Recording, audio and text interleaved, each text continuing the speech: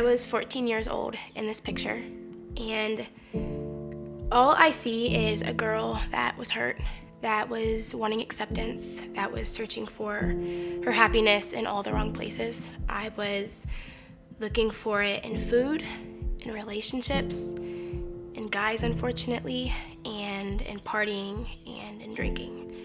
And it's because of my little sister. One night I was out partying and it was really late at night and I got a call from my mom, and she said, "Are you out partying?" And I said, "Yeah." And she said, "Have you been drinking? And have you been smoking?" And I said, "Yeah." And it's because of my little sister's courage that my mom called me that night, and I felt like I was finally rescued. I didn't have the courage to speak up and ask for help, and I didn't have somebody there to really pull me out of it until my little sister said, Michelle's getting into stuff that she shouldn't be getting into. And so that's when my life drastically changed. I wanted to stop being mediocre in life. I felt like I finally had my mom, who told me, she laid down the law. She said, "You're not hanging out with them anymore. You can't hang out with those people. It's time to take charge of your life." And so I started focusing on my studies. I started running. I lost 50 pounds on my own. I became utterly obsessed with nutrition. And at that point, I realized that I have a passion for wanting to help people find their passion and happiness again, like I'd found mine. So when I realized my passion for health and fitness, I realized that's what I wanted to do for a living. I wanted to become a personal trainer. And my mom and dad thought I was absolutely nuts because I said, "I am not going to go to college. I'm going to spend a year training, save up money, and then pay my way through school." And it was that decision that changed my life forever. I had to have the courage to make some phone calls to some people and ask them, "Do you want to train with me? Hi, I'm Michelle Davis, and I am a new trainer here. Do you want to train with me?" And the very first person that ever said yes to me was the Susan Vance Johnson, who is still an amazing friend. I don't even want to call her a client. She works out with us. She's part of our community. She's still with me to this day. Just a really pivotal moment. She was a catalyst in my life that made me realize what I wanted out of life and the type of woman that I wanted to become. And God definitely strategically orchestrated that so perfectly. She's made such a huge impact on my life. But that woman and I, we trained through cancer together. She's seen everything. She's watched me grow through everything. And the one thing that she said to me that stuck with me forever was, "Michelle Davis, this is the tip of the iceberg for you." And that stays true to this day. She'll still look at me and still say those encouraging words. I still believe that this is the tip of the iceberg for you. And so she is literally one of my dearest friends. We were just having a conversation one day, and she was talking about some of her challenges, and I told her then, I said, "You know how I feel about you, Michelle? This is what I see. I see the tip of the iceberg." At the time, I think she may have been 20. And I said, there is so much more under the surface, so much that we haven't seen. One of my first impressions of her, she oozes charisma, right? And I thought, and I've told her this, I said, she's going to be discovered by somebody. She's going to be in a sitcom someday, or she's going to be a motivational speaker that goes on the road and inspires people. Those are the kinds of things I thought about her. And she's so creative and has all these fabulous ideas. Always, there's more and more and more under the surface that she doesn't even realize she has yet. They haven't even, her potential is, like I said, here's the tip of the iceberg. We've seen a little bit more of that tip, but there's so much more under the surface to come. So yeah, I didn't remember that I had told her that until she brought it up at Fish Bash last year, but yeah, clearly. So as I was working with a lot of awesome clients like Susan and a guy named Wesley, he lost 80 pounds and he was having all of these huge successes. I, on the other hand, was fighting a huge demon that nobody knew about. I was a closet eater and I had what's called nighttime eating syndrome. And for anybody who's ever had this, they know my heart when I say this. It is the most evil, self-sabotaging beast that I swear is out there. Addiction is so real, and I was able to relate to so many people in my life at that moment and have sympathy for those who struggle with addiction, because it consumed the way that I thought about myself, the way that I viewed food, my relationships, the way that I saw myself in the mirror. And so I turned to competing. I thought, you know what, if I have a strict plan in place, or I have somebody tell me what to eat or what to do, this is gonna fix everything. And it was a temporary fix. And I would be 4 or 5 days good, and then I would just spiral, but I kept getting back up. And I'll tell you, being on stage literally was this high. It became an obsession because it was that fix for me. It was the one thing that was able to pull me out of such a dark place and to help me find a feeling of like I was successful. I wasn't a failure. I was able to stand on stage and people were applauding and saying, yeah, look at you, you look great. And I finally felt like I was doing something that had meaning to it. And afterwards is where it all fell apart. Post-show is the realest thing. And you pair that with an eating disorder like nighttime eating syndrome. I mean, there were days literally when I didn't want to wake up. I was on all kinds of medication. I was sleeping on the ground because I couldn't even sleep in my bed because I had created insomnia. It was this nasty, nasty beast. And then for John, I met him at my first show and I thought he was like, the hunkiest of hunks. And he saw me go through this and he thought, there's this disciplined girl. Who is this? Like, who is this? Like, this isn't who I first started dating. And he didn't understand. To have somebody who doesn't understand an addict, he kept telling me, pull it together, just be more disciplined, and discipline wasn't a factor of it. Michelle always had a struggle, which what I thought was discipline at the time. Come to find out, it was more of like a disorder. And it was easy for me to be very strict on my meals and my portions and not slip and do my cardios and all my workouts. And for her, she had a little bit more struggle on the nutrition side of things. And I think it's because still to this day, she doesn't like to be controlled, by anything. She controls things. And I think that, meal plans and nutrition really had control over her, what she liked to challenge that a little bit. Come to find out, long story short, she did have like some sort of eating disorder, which at that time, I thought it was just a lack of discipline, and I learned over time that it wasn't. But I would watch her. She would beat herself up. She would wake up in the middle of the night. She would sneak off to, Krispy Kremes and go, the lights on, and she would go get a bunch of donuts and then throw away the box on the dumpster so I didn't see it.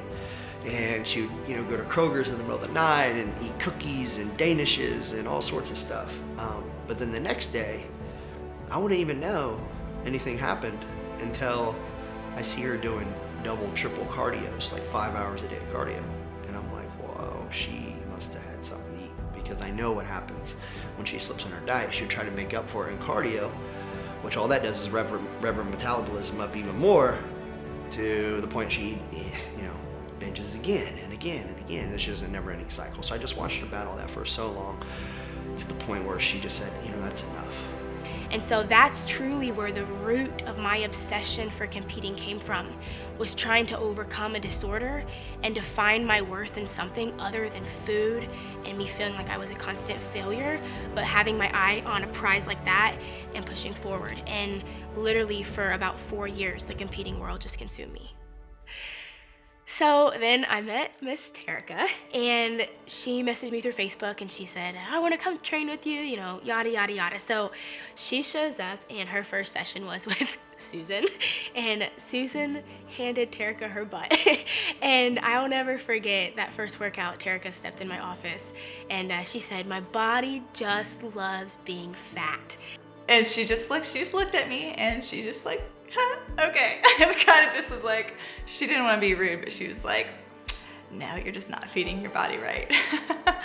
And I felt that in the depth of my soul. Like, I'm not laughing at her because I was thinking, God love you. Like, I totally get it. So many women think I'm eating all the right things. I'm eating the fruit, I'm eating, the good carbs, but my body just loves being fat. And so I told her, I said, give me a week. I believe we made a bet on like Smoothie King or something. And I said, if I help you lose weight, you owe me a smoothie. And if you don't lose weight, I'll buy you a smoothie.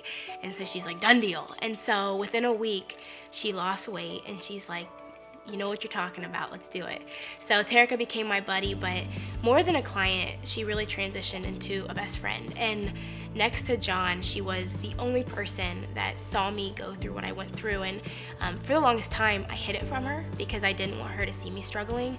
And I didn't want it to define me. I refused for my eating disorder to define Michelle Davis. That's not who I was, but I felt like behind the scenes it was so controlling that sometimes that's what I felt like, that's all I was, if that makes sense. And so when Terica, I'd stay the night, there was one night in particular that I was sleeping at her house and I went downstairs and I binged on her whole thing of peanut butter.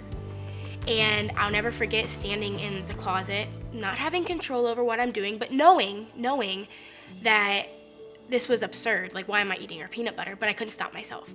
And I put it back on the shelf, right where it belonged, and I left that night. And I remember sitting in my car, and I was texting her. It was like 2 a.m, and I'm texting her saying, I am so humiliated. I am so sorry. I just don't want this to define me, but I binged on all your peanut butter, yada yada. And she texted me back and she said, dude, I love you. This doesn't define you. She's like, you're amazing, you're strong, like you ate peanut butter. And it was that moment that I felt like I had, connected with her on such a level, because she was one person that walked it out with me and never judged me. And in those times, she reminded me of who I was rather than everything that I wasn't in those moments. So Terica, little Miss Terica, became something super special to me. When I first started working with her, she had started Michelle Fitness. And I was a graphic designer, I still am, and I was like, you know what, you're growing and you need to look legit. And so I helped her design a logo, I helped her brand herself, I created apparel for her. And I mean, ever since then, it's just been, she's had me by her side, just putting fairy dust on everything. So as I was training Terica and Susan and all these other chicks, I'm constantly looking, like I'm always looking for other opportunities, and this amazing opportunity fell in my lap and I started running full speed for it. And before I know it, I get this Facebook Messenger that pops up, and Mr. Greg Smith slid into my Facebook Messenger saying, congrats on everything, yada, yada, yada. The first time I heard about Michelle's, I got a call from our legal department asking who she was, and I didn't know who she was. So I actually looked on my reports to see who it was, and then I was basically propositioned that I had to call her and find out who she was, because it was an abnormal amount of sales volume taking place in every single state in the United States. So it was, something the company had never seen before. And before you know it, we're meeting for coffee and we're building this amazing friendship.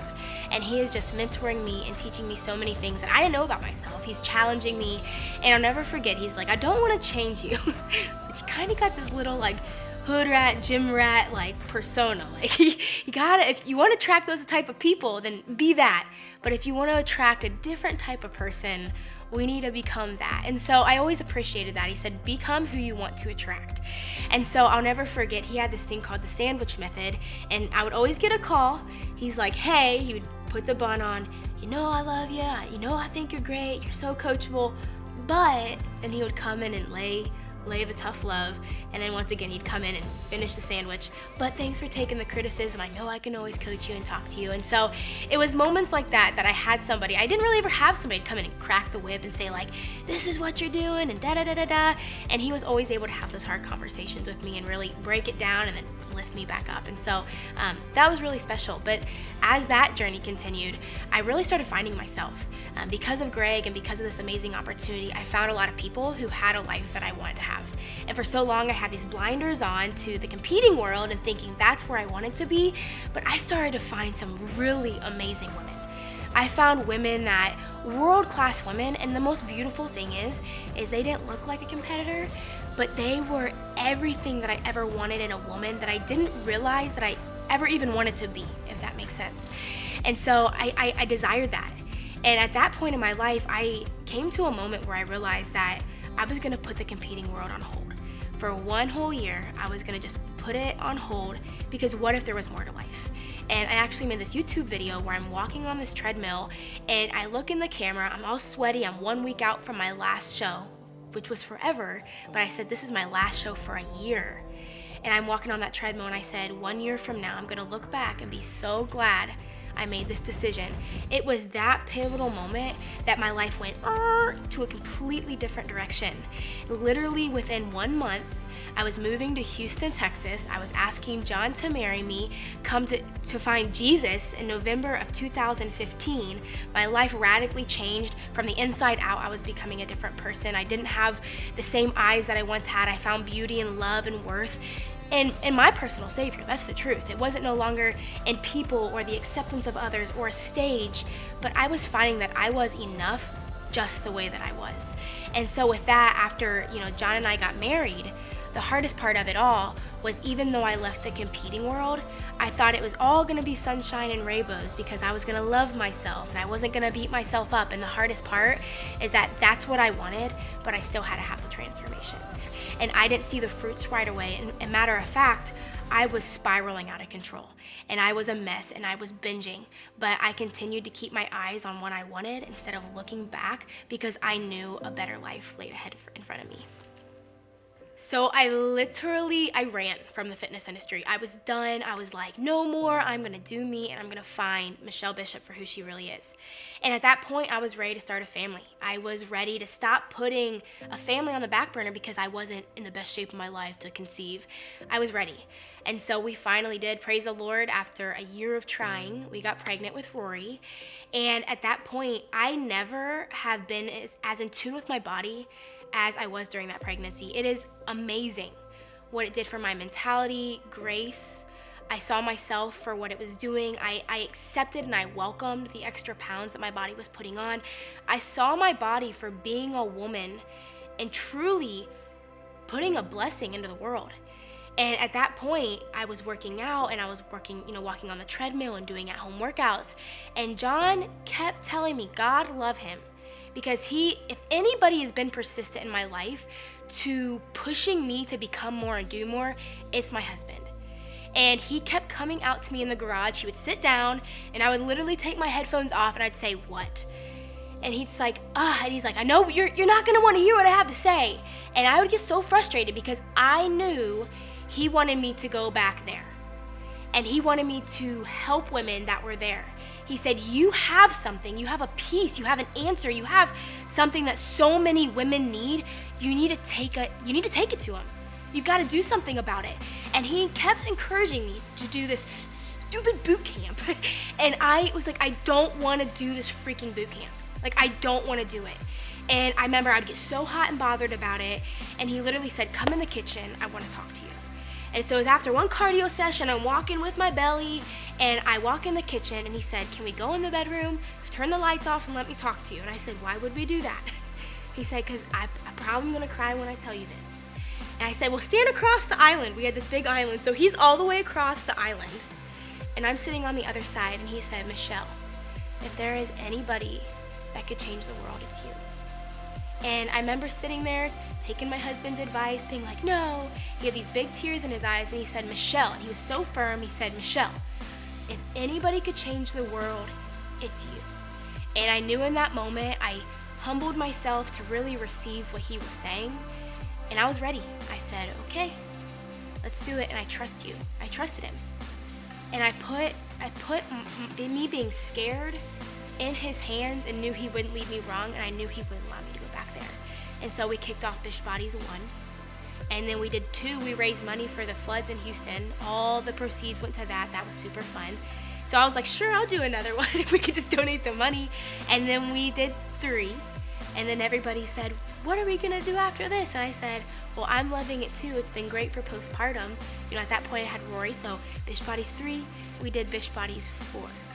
And at that point, people said, you gotta keep doing this. And I'm thinking, the new year's coming, like, am I gonna do this for good or what?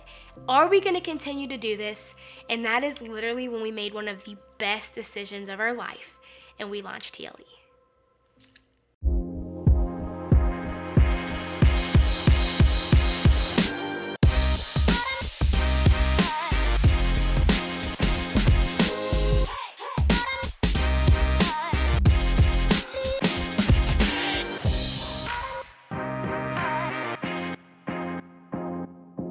So when we decided to launch the Ladies Edge, I was literally stoked. I could not believe that I was coming back into the fitness industry. But you know what? Let me tell you this. This is the best part. I wasn't going into the darkness. I wasn't living there. I was just touching my toe in there, shining the light, and bring in the women with me. And when I knew how many women were gonna be a part of this, I knew we needed help. And so that is when we called Greg. And it's so funny how God's literally orchestrated every single part of this, because for years Greg's been saying, we need to do business together, we need to do this together, and I kept saying, it's just not the right time. Like, this isn't the right opportunity, or this isn't the right thing, and he totally agreed. So when I brought him the Ladies Edge, which was Fish Bodies 5, we had no idea what we were gonna even name it at this point. We were at the drawing boards and I said, this is what we have. And he was like, yes, yes, yes, I am on board. And so we met at Core Life for lunch. We had baby. I remember Johnny's got this big beard and I'm postpartum, and Greg sat there right across from us and we're eating our salads, and we told him everything. We told him our plan and our mission and the women that we wanted to help, and he said, I'm all in. I just remember making that decision, like we were all good with it, and we had no formal paperwork, or we weren't really prepared, and we didn't actually spit, but we fake spit, and then we shook. And I remember Greg saying, I'm gonna go to work for a month for you guys, and vice versa, without anything. Like, there was nothing written. And so we went outside by our truck, we literally and we grabbed hands, and at that moment it became so real. And the friendship, more than anything, is what's made it what it is, because the conversations, the late nights, being up to 2 to 3 in the morning.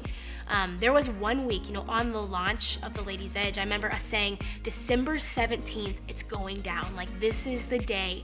It gave us literally like 17 days to build everything, to, build the site, build the backend, build the emails, everything. I remember living at my dad's at this point. We still were in the transition of this house, and I'm shoved in this 2-bedroom upstairs in our little bedroom, and we have all our clothes in there, and we're just so tight, and we're making things work. We got everything cleared out, we got a light, I'm sitting there launching everything, making all these welcome videos, and I called Greg one day and I just started sobbing. I said, I have not left this house in 3 days. I am totally exhausted. I'm talking, it was like 6 a.m. until 2 in the morning. I remember us were on Zooms at like 2 in the morning with our eyes barely open with Greg all day long. It may seem really simple, but building all of the ads out and the funnels out and the back end stuff and merchant processing and membership and like support, like it wasn't as simple as just like doing a 4-week boot camp. It was like we were starting a legit company that was going to require all of these moving pieces, and we made a commitment. December 17th is going to be the day that we launch live and bring all these people into something that's a concept at that time. Like, how's that going to pan out? And those are the moments when we, see where we are today, and the fact that we're able to make a TLE story is so cool. But to think back to that moment of breaking down in our upstairs room on the phone with Greg crying and John saying, you just need to leave the house. This right here is what we were fighting for. It was so fun because we knew, like, December 17th, 2017, we are gonna launch something that is gonna be like the most epic thing ever. And that's exactly what happened. We launched with this video. I am sitting with these barrels, pouring gasoline on them, torching meal plans in the bitter cold. I wish you could have been there to watch the behind the scenes of what was going on. It was unbelievable. But as soon as we launched, you would think that we would get a second to breathe. It was nonstop. We're on the plane on our way to Orlando for this coaching. We invested into this amazing coaching program where we got to learn so much. We made new hires. We had Terica join us, which was the best thing ever. Everybody knows everything got super legit. Our branding was beautiful. Our merch is so cool. I always feel so awesome when I'm wearing all my stuff. But it was amazing. And she came on literally 1 week before Bish Bash. So God love her, because we just threw her into everything, and she flawlessly went in there and just handled everything that was thrown her way. It meant that she had a lot of trust in me, and it just meant that our friendship was strong, and she wanted me there, to live this dream of hers with her, and that's awesome. And it just kind of solidified our friendship even more, and it's just been a blast just working alongside my best friend. But after that point, we released Bad Moms, and that was like the coolest video ever. For anybody who remembers Bad Moms, it was the biggest chuckle at Bish Bash. I mean, we're walking into this grocery store, throwing things all over the place. Literally, Hershey syrup is being poured all over Terica's face, but we have not slowed down. I mean, it has been one thing after another. We made 2 other, exciting hires for the team. We have Chris and Lauren. They joined us in the fall going into the Lifetime Retreat. And if you were part of the Lifetime Retreat, I mean, it was magical. The relationships, the community, the personal side of things, like really just getting to sit around with people and not shower for multiple days definitely makes you really close. And so, it was magical.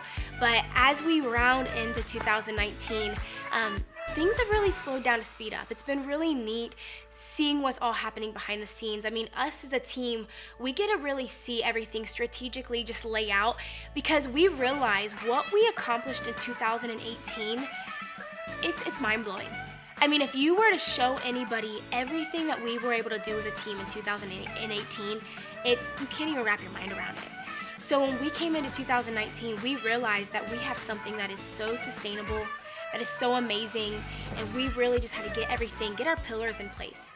It's unbelievable to me to think about how many women actually start a program and they end up quitting. I mean, it's 3 to 4 months in, they're quitting. And it breaks my heart because that was me.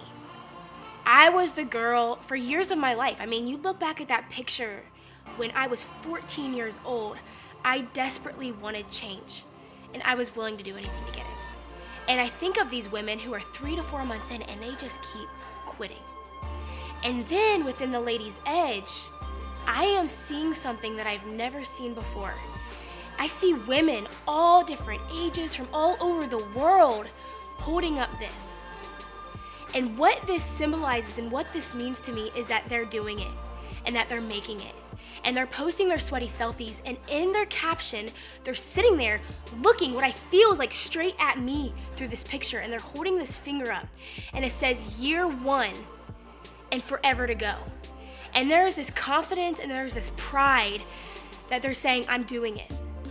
And to me, I feel that because everything that I've ever went through in my life, every struggle, every heartache, every time I felt like a failure, it's made all of it worth it. It said, you know what, Michelle? That was never on accident. That never just happened because you were weak. But your message had a meaning. And women from all over the world are saying, my message has meaning too. And I am doing it. And this is who I am. And the most exciting part of it all is that it's just beginning.